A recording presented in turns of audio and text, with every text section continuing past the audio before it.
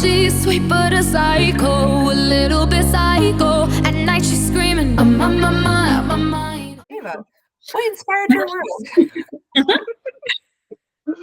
So yeah, there's probably a bunch of different things that that all came together to build this one concept. But the first thing was that it was like 2017 when I first got the idea. And you know, the algorithm just sends you like random things, and then you get really interested and you fall into a rabbit hole, and then you just get more and more. So that for me at the time was archaeologists digging up like crazy things in the ice. And you know, they were coming out with things like shipwrecks and all kinds of like old artifacts. But the really interesting thing to me was like these perfectly preserved mummies. So there was the Incan girl, Juanita, I think. And she had been dead at the time of being frozen. But yeah, the idea to me of like this fantasy world where it's a Neverwinter, and then there's like a lost civilization similar to Atlantis, and like what that would look like if archaeologists found that and stuff like that. Just started playing in my head from my crazy algorithm. And then there was also just like, I've always loved winter. It's my favorite season, and I'm a big fantasy reader. And it's probably the time of year that I like cozy up and read the most. So I had this craving for like this winter fantasy, and it wasn't really something I was finding on the shelves at the time. Like, it's exploded now, obviously, with the popularity of fantasy romance. But yeah, it just wasn't. I wrote the story that I wanted, basically, and a lot of people have noticed that Snow Queen was a big inspiration, and I've had a lot of people who are likening my book to Frozen, which I love. Like, I love that's the link that people are making, because that's pretty much what I was going for, like Frozen for grown-ups. Yeah, perfect. I mean, it's the biggest Snow Queen I know about. Yeah. But the queen is not, she's not Elsa. No. I mean, the whole fact that she has this harem of people is like, I really like that idea. I thought that was so interesting. So cool that she's like, no, I'm going to pick. I don't need a ruler. Thank you so much. And then she literally just goes around the world and does whatever she wants. Like, I was telling Laura that like this, or maybe it was Sarah, your book, everyone is so complete as a character that they have their own stories, and I know you know them. And I know that I would sit and read a whole book about her exploits, and then like Kai's exploits, and just also her friend, Gerard, right? Yeah. Oh my gosh, I would read their whole entire history. Like, each character is so complete that by the time I was done with this book, I was like, did I just read a trilogy? Did I just read like, I'm pretty sure I just read this whole entire world, and it's fabulous. I was like, I had such a book hangover from this, and I was like so upset to leave all of my friends behind in this book because I felt like I really knew them. Like, they are just so completely developed. So I have heard other authors use like personality quizzes and big character maps and stuff like that. What do you use to develop your characters? Is it all in your beautiful brain? So there's like worksheets and stuff, but yeah, to be honest, like I was saying this to you the other day, it's literally just like a lot of daydreaming. Yeah, just like there's little things like, the Pinterest boards and individual Spotify playlists, and worksheets where you figure out just like what their favorite color is, what their favorite phrase is, and just like little bits like that. But I think that working out their relationships with each other is what helps me to build an idea of who they are, because I guess like to me they are their relationships. So but they felt like complete people. Like, I knew I would totally be best friends with a few of them. I would totally like mesh with this whole found family that Adeline has. And I feel like, I don't know, she and I would be besties. We both don't have a great filter. And very good, yeah. It would be fabulous. But I know Maggie wanted to know what your Spotify playlist was for this. Okay. So I have a different playlist for inspiration than I do for actual writing, because when I sit down to write, I can't listen to lyrics. It like trips me up. And the same with reading, actually. So writing, I listen to like a lot of movie soundtracks, just like the big dramatic, background music like Hans Zimmer and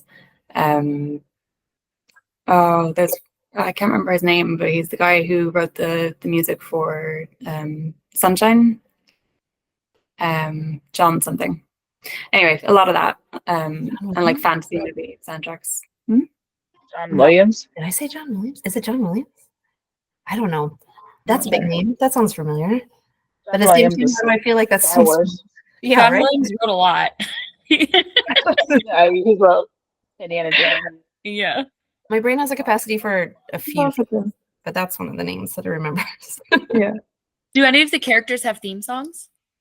Yeah, kind of. So like Kai would have a lot of like Hosier. Talk by Hosier would be like my idea of like his relationship with Adeline. Actually, I have an Instagram post that I've just like put together for this. This is kind of fresh in my head. But yeah, Talk for Kai with like his feelings for Adeline. And what else? Yeah, just like a lot of Hosier for him. He's a Hosier fan.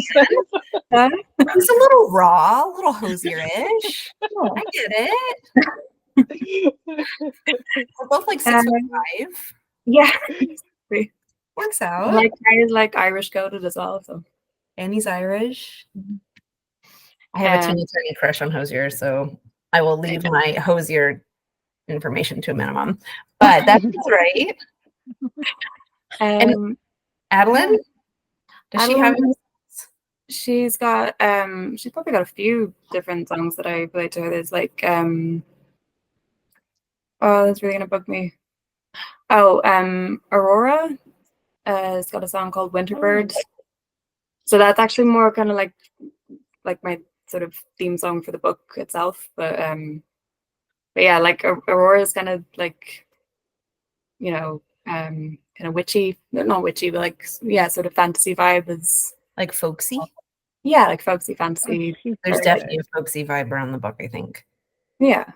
Not medieval, but folksy.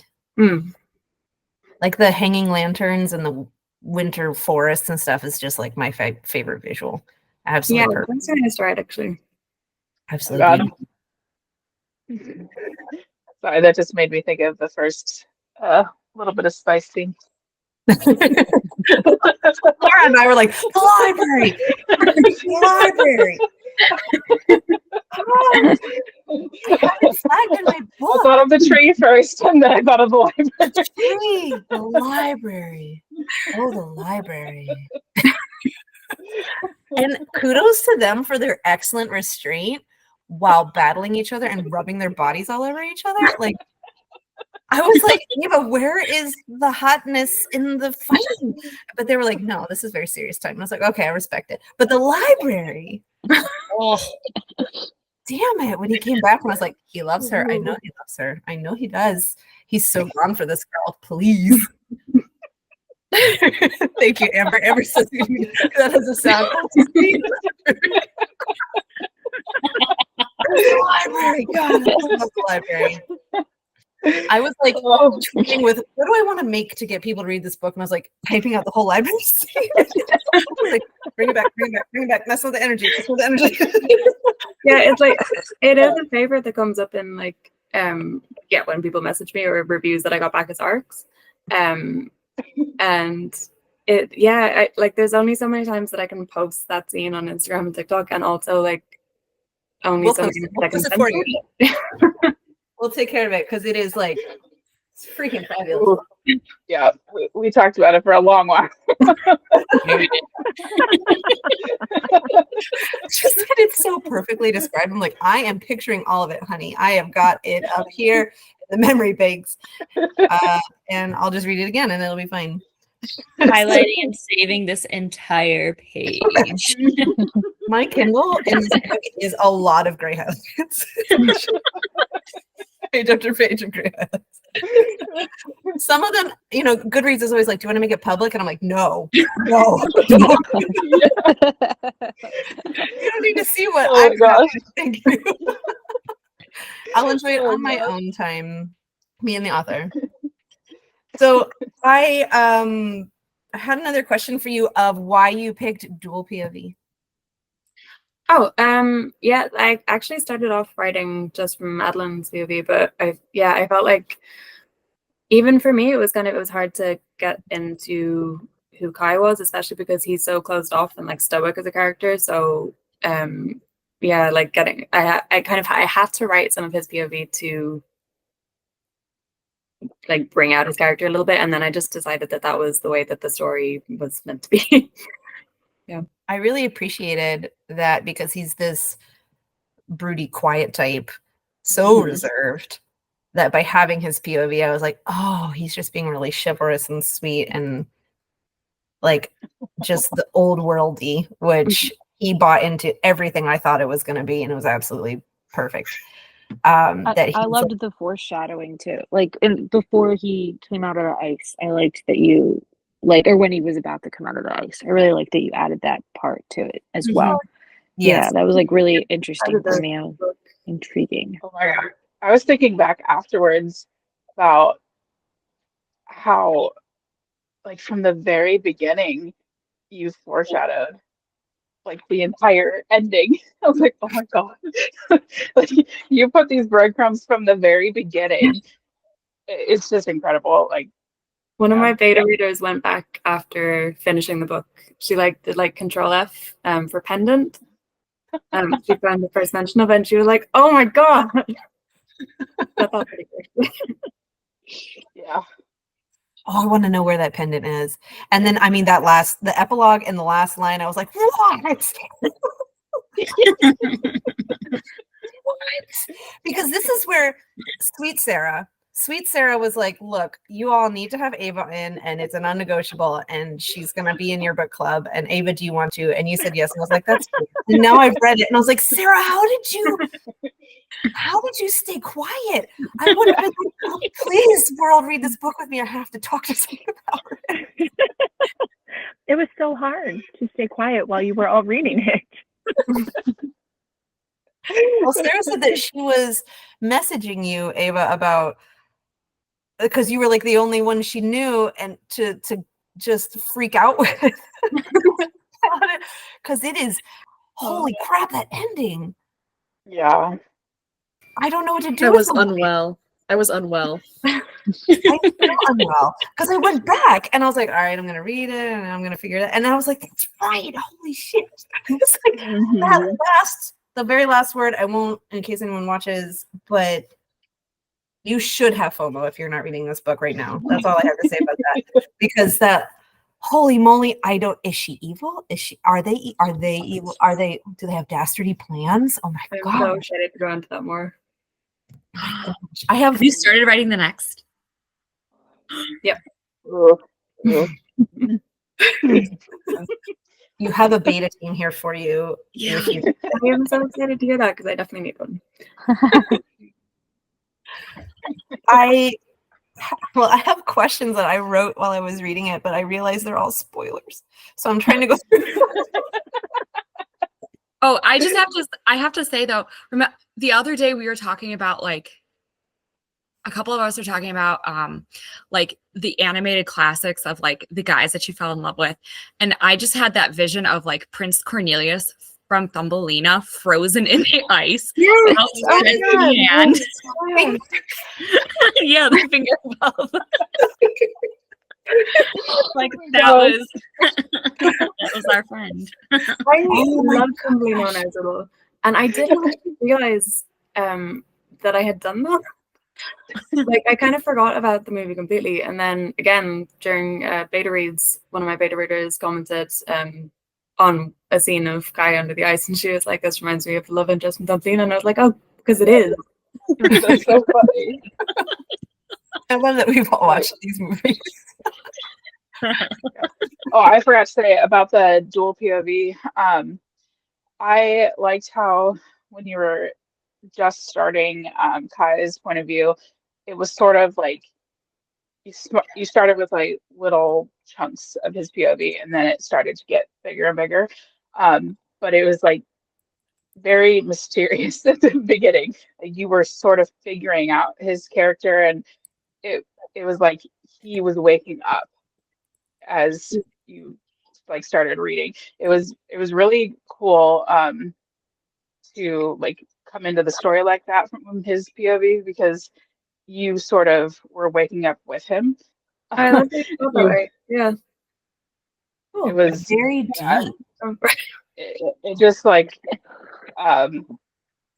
yeah, it just added to the mystery of the story, and I was like, who is this guy? It was really fun. Yeah, Well, I'm really impressed that way, because I did have someone, again, like a lot of my initial feedback is from that I remember is from beta reads. So yeah, I did originally have someone be like, "Is this Edward?" and then go back and be like, "No, wait, that's not Edward." Well, that the way she first sees him too, their first interaction, I absolutely love. That he's this like dirty, super hairy beast man, that kind of shit. And she has to come to his rescue. You would like that. Because like not only we have already talked about how I feel about manly men and hyper masculine men who are very hairy and dirty and manly, and I'm like, please bring more of the feralness to the story, please. So I was already like, I love him, I want to rescue him too.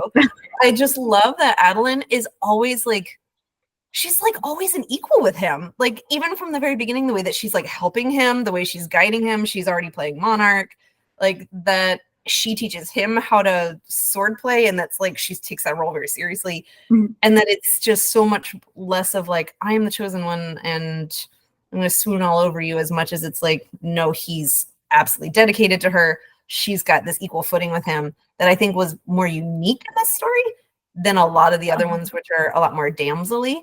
And I just think Alan is like one of the coolest, like most badass kind of FMCs that I've read in a long time, where she's not just swoony. She's very unassuming too. That too.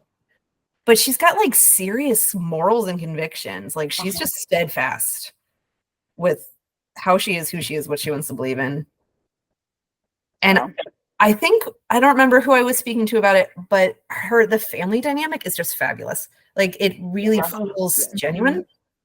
And I think as a side character, we all fell in love with Adeline's dad. We were like, so he's just a really nice guy. And that she leaves him behind, we were all like heartbroken. I'm sorry. I miss him. I'm so worried about him. Please don't kill him. I think you're going to, though. I'm so sad already. I love him. Dare sacrifice yourself for your daughter. Oh my gosh, I love him. Yeah, you'll find out a lot more about his backstory.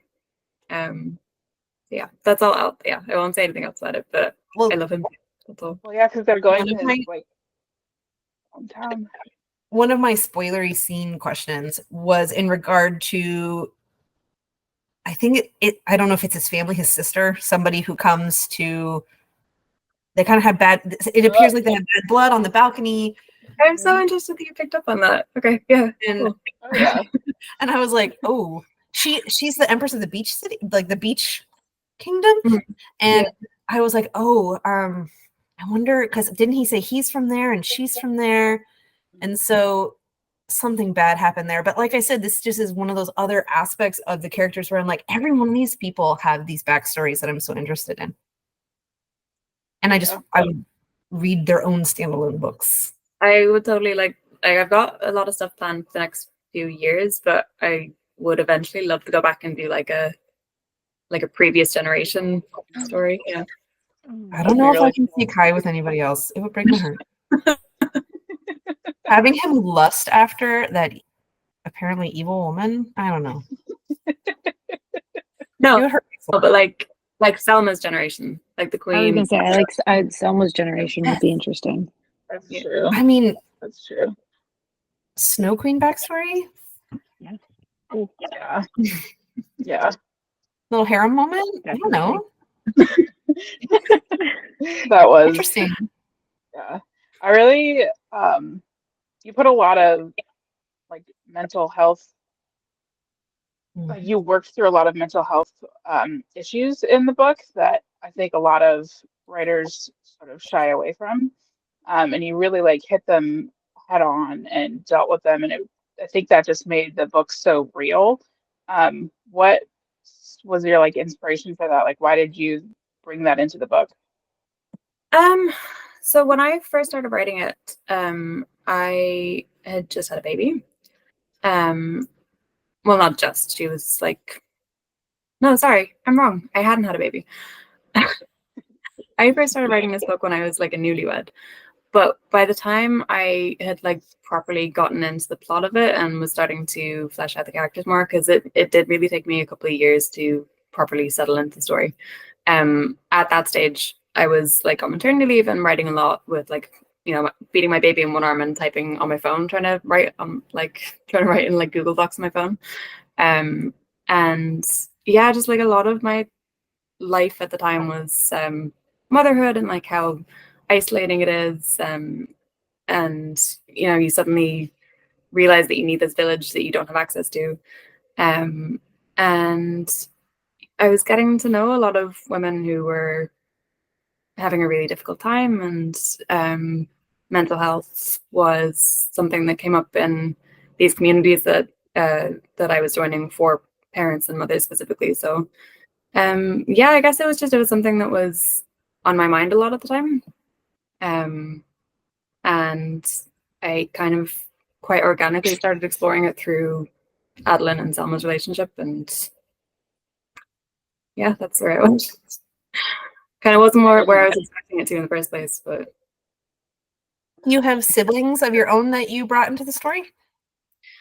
Or like that relationship? yeah. So I've got 2 older sisters and a brother who's my age, and like a big Irish family surrounding that. And I would say that like the stubbornness of all the Pharaoh women is yeah probably something that's reflected in my family. I wouldn't say that like that Merida is based on my sisters, because they would hate that. But yeah, like bits and pieces of the sibling sort of like love and tension at the same time. Yeah, that would definitely be like, yeah, just growing up in a big family.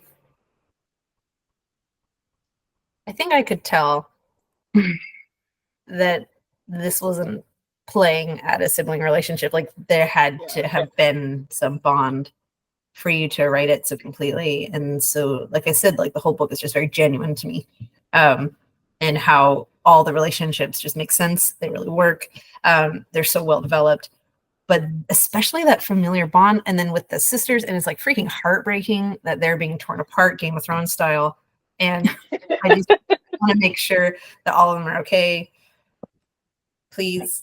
Heartbreaking. I have siblings of my own. I don't want them to get hurt. And everyone's dying. It's just, because that also took me by surprise. That one particular death in the story. Everyone else was like, that was foreshadowed, and I was like, no. No. Out of nowhere, there's just bells, and I was like, no. And then there it was. It's so super awesome. I love this book. It's really just so well done and fabulous, and I have recommended it to everyone, and I encourage everyone to do the same. And it's just really, really awesome. So as far as what you have planned going forward, you have the second, is this a duology? Are there more? Yeah. Okay, so yeah, it's just duology for now, but yeah. And then you title yet for the next one? Sorry? Maggie? Title for the next one yet? Yeah. You don't have to tell us. It's okay. Okay, you don't have to. Because I was thinking that like whether I was going to or not. Yeah, okay. I think I will, because I'm like, I love the title, and I love like you know, it's really funny when you're writing a book and you're the only one who can have any of the details, and it's like your own little fan club. So it's nice when you can actually share out tiny details. So yeah, the next book is going to be On Gilded Waters. Ooh, love that. Love it. Yes. I can't wait to see the cover. I mean, I hope they do make it back to their little ocean lake world. I want I them can to. see her liking the, the island, the beach stuff, Yeah, exploring that. Yeah, because she kind of wanted to leave anyway. So I feel like, Well, she loved the sun. Yeah, but she's Yeah. gonna give Kai a hard time, and you know it. Like, there's no way girl is going easy. No. No way. Because when she had to get in the carriage, I was like, oh, she got some soul searching to do next book. It's not gonna be easy for her. She's not gonna like this. But now she gets to at least feel worm things and hopefully greenery. Poor thing. Yeah, lots of greenery, lots of. I think, yeah, I can. It's obvious that it's gonna start this way, so I can say that she's like the book is gonna start off with them sailing to Dahlia's. So. But can she go underwater? I read a lot of. How is their relationship going to develop? We all know you read a lot of like water stuff. I read a lot of mer people romance. No comment. The first thing I said, Sarah, I was like, "Is she going to touch his gills?" I remember that conversation. When my husband got to that part of the book about his gills, he was like the deep? And I was like, no, not like the deep. Oh my god. Sorry for the voice. I've not seen that. I mean, in the other books, it turns them on. So, what are we doing here with the gills? I'm interested. I'm invested. You just want to know if something gets put into the gills. They're always impossibly soft. Are they soft? I don't know. Never mind that. I like this. So now we are at our lovely moment where you are welcome to ask us questions if you have any, or we can keep talking about gill touching. I'm open to both. Yeah, leave the gills. Yeah, okay. So I guess I'd love to know what characters you guys kind of like who resonated with you. I have a lot of answers. I'll let someone else talk. Yeah. Unless I need to talk. I liked Selma a lot. I mean, she's in the beginning it's tough. She's kind of like torn, but as we get further in the book, I started to like her more and more. And as someone who dealt like with postpartum herself, like I get it, and I kind of related to that, feeling like detached and feeling the way that she felt. I mean, I don't think she should have treated her kids like that, but when you're in that mental state, you don't really know. So I guess I really resonated with her type of character a lot. I also liked Meridia as well because I always liked the villains. I don't know why. I'm kind of crazy, so I kind of really liked her too as well. Cool. Yeah. I think that postpartum difficulties resonated with quite a few people I've spoken to. Yeah. I wasn't sure how it was gonna play. Yeah, it felt like quite a personal thing to put in. But I do know, I know you're not supposed to read your reviews, but when you put them in through like NetGalley, they get sent to you. That's horrible. So, yeah. No, sorry, not NetGalley. I wasn't on NetGalley. I can't remember what platform it was, but anyway, I was getting them sent to me. And yeah, I know that there were some complaints that like it was far fetched, but No. What? No. Was that written by a man? Do we need pitchforks? Yeah. Probably. It was written by somebody That feels like a man thing to say. Just personally. Because I think, I mean, I've spoken to quite a few people about it, but that part, I think, was like every one of us have said, oh, that makes sense. Mm-hmm. Yeah. Oh, I see that. I think it humanized her. Like it took her out of just like the fantasy, cold, villainous queen and into a real person, a real character that we could kind of relate to and go, oh, okay, you're not just doing this because you're the cold-hearted ice queen. You're doing this because you're a real, well, fictional, but real person who had this horrible experience happen to you. And this was your coping mechanism. Yeah. Mhm. She was one of my favorite characters to write. Like she was very complicated. And yeah, it was like nice to kind of discover her as I was writing. Sounds really pretentious, but it really is kind of what happened. It gave her real like character motivation. Like she was dealing with trauma. Mhm. Everybody deals with that differently. But that she was also trying to repair that in the end was like, oh man, heartbreaking. Yeah, it was heart-wrenching. I'm glad she got to like fix it in a way or like work through some of it. Mm. Yeah, because otherwise I think it really helps Island's character development too. Yeah. Into, loving her mom, and, I also really liked that part of it too. I know that's what put a wedge between her and Meridia, but Mm. Yeah, but it kind of set her up for like throne acceptance. Yeah, no, it did. I feel like at that point she was like, oh, the throne doesn't make me evil. This happened to my mother. Yeah. Yeah. Which felt like a legitimate reason to me. I thought it was important too that she realized that her mother was going through that and nobody was helping her because they didn't know what it was. Mm. And it's it's hard. Like the Snow Queen. Yeah. Yeah. Yeah. I think as far as resonating characters for me, it's gonna sound so silly, but it had to be Jer. I love him. Because side characters sometimes they're just kind of they tossaways. always are though, aren't they? But for him, I was like, he's not just the campy little, my best friend. Like he was like really honest and true.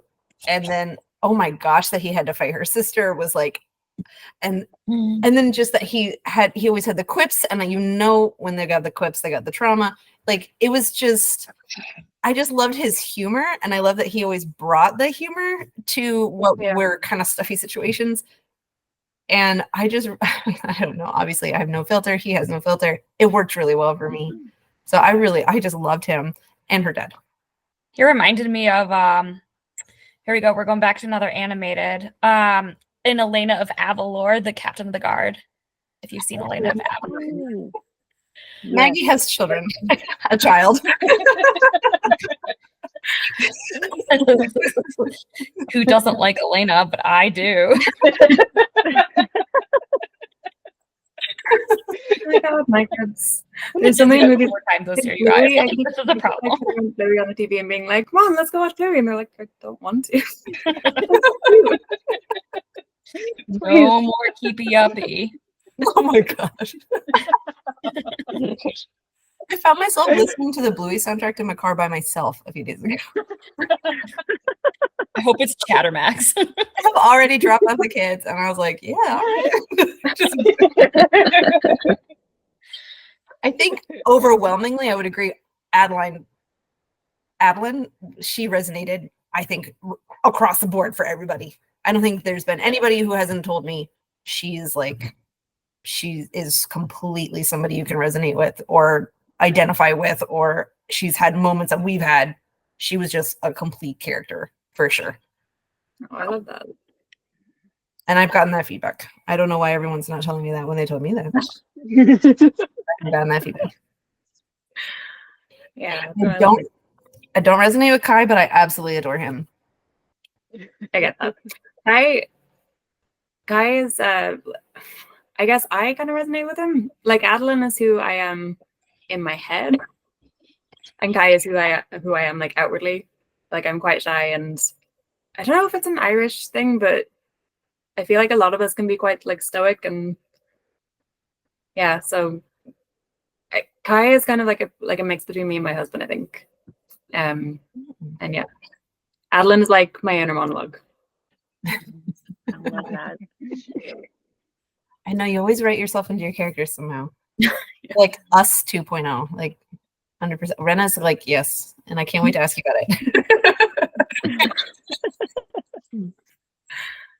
But I think obviously the person you know best is yourself. You're going to write yourself into a character. Yeah.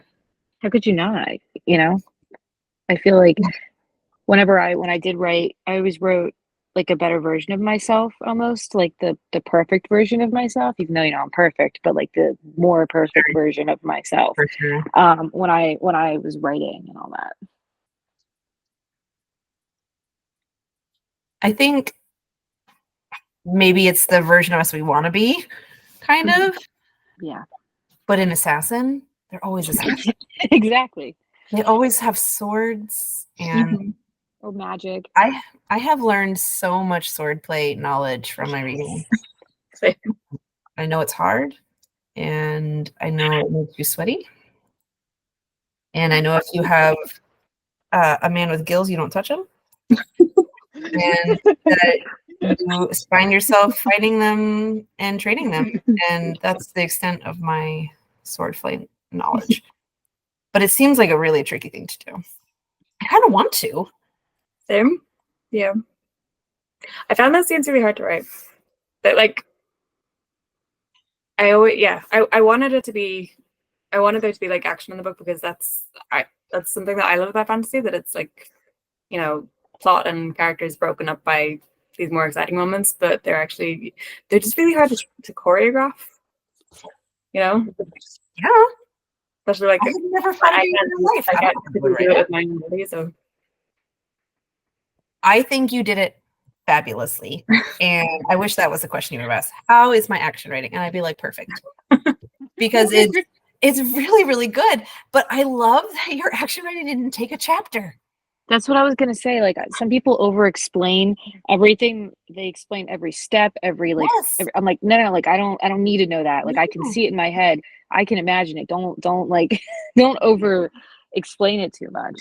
Like, in between. Or with that command, like the commander, when they were fighting, he was just ripping her apart. It was like, but it didn't take 4 chapters. It was enough that I got on the fact that it was really tough. And she is tough as nails. But you're right, Alex. Like, there are some battle scenes where I'm like, I don't even know how your toes curled in your boots and you're swinging and moving. And like, I just need to know what happens, because most of the time in action scenes, I skip through them. Sometimes I do too. Yeah. I don't care. Just at the end, we get to the end. She's hurt. All right. I skipped through a lot of this is for CC3, but I skipped through a lot of that fighting because it was like 5, 6, 7 chapters long. Yeah. Yes. First House of Shadow and Flame. I was like, oh my god. I was like, this is just, and I spent 24 hours reading. I was like, this is ridiculous. I can't. My brain hurt. There was so much that was missing from it as well. Like, so much that we were. I'm not going to go into it actually, because I could run to that afraid. What were you saying, Amber? It was a comment on the CC3 where there was just so much. I even listened to it on the audiobook, and even then I was still like skipping through a little bit of it. But I thought that you had like the perfect balance of, okay, I can visualize the steps, I can visualize the actions they're taking, but at the same time, it doesn't get so monotonous that it's too long. It was perfect. I also liked how you ended her battle too, where it wasn't like the cozy, like, okay, and they called the match and she was perfect, and it was like, no, she's a badass, and takes it. Oh my gosh. And as far as like first her family finding out about them, I was like secondhand embarrassment in the tent. I was like, oh no. That was so funny. I love a love confession, so that was perfect. But wow, sorry, Dad. Sorry, Mom.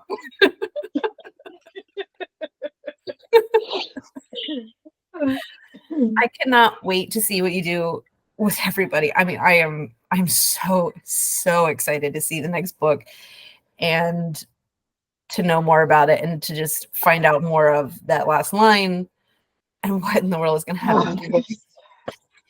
Holy moly. Oh my gosh. Because you left on an amazing cliffhanger, and it's haunting my thoughts. So I need to know. So we have about 5 minutes left, and this is where we do our raffle.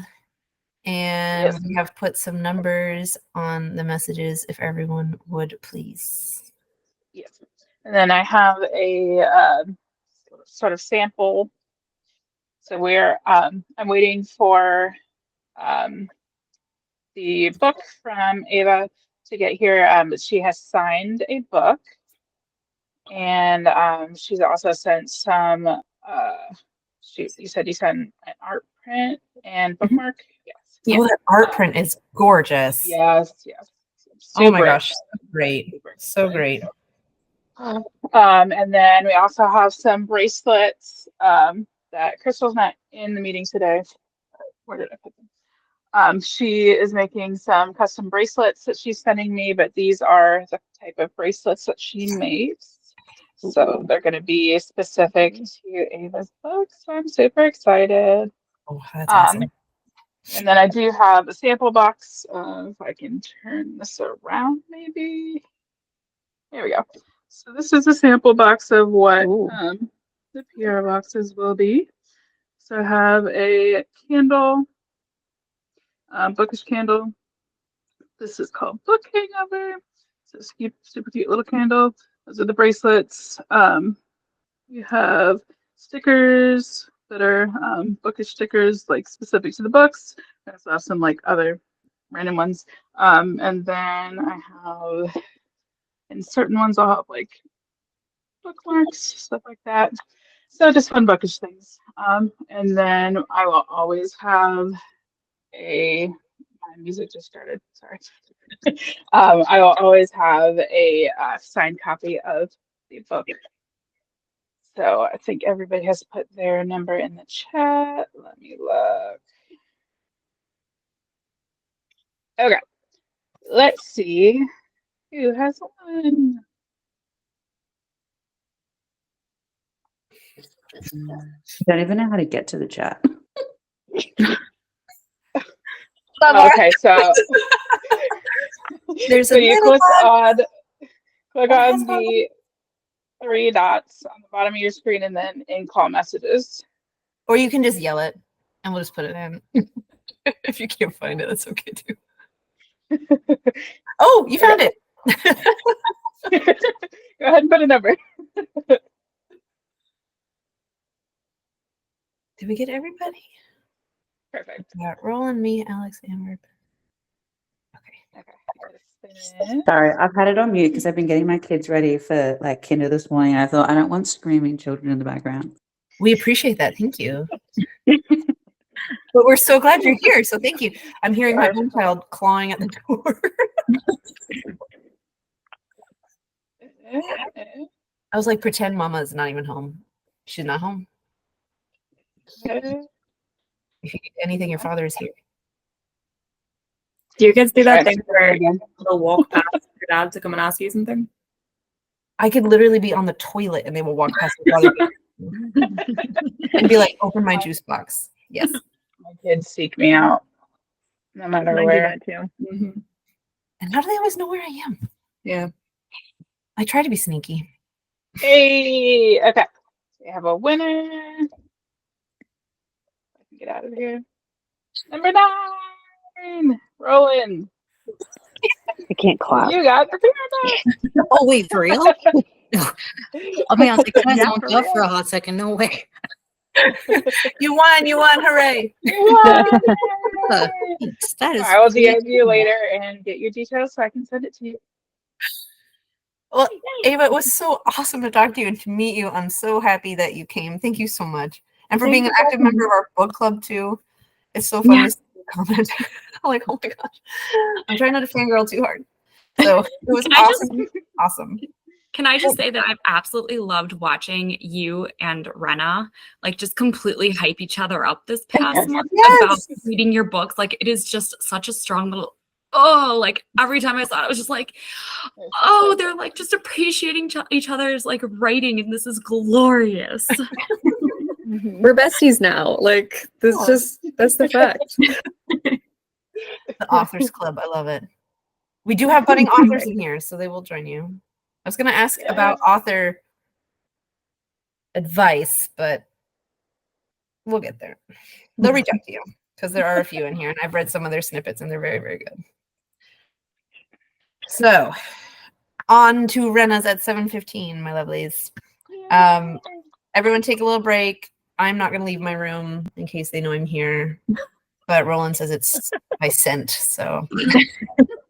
Well, like the hormonal, like at least in the earlier I don't know if they keep that at all. I kind of almost feel like they keep some feel kind like of they sense do. of that, but scientifically in the beginning. They have like heat signature seeking vision. I love them dearly, but give me a break. So I'll be here, but I'll see you guys in 15 minutes. Bye bye. Yeah, I so won't be Anna back did for a- the second one because I got to put my kid to bed. Oh, well, Sorry. Have a good rest of your night. Sweet dreams. Thanks. I'll see you. Bye. It was nice to meet you all. Bye. Oh, she's sweet but a psycho.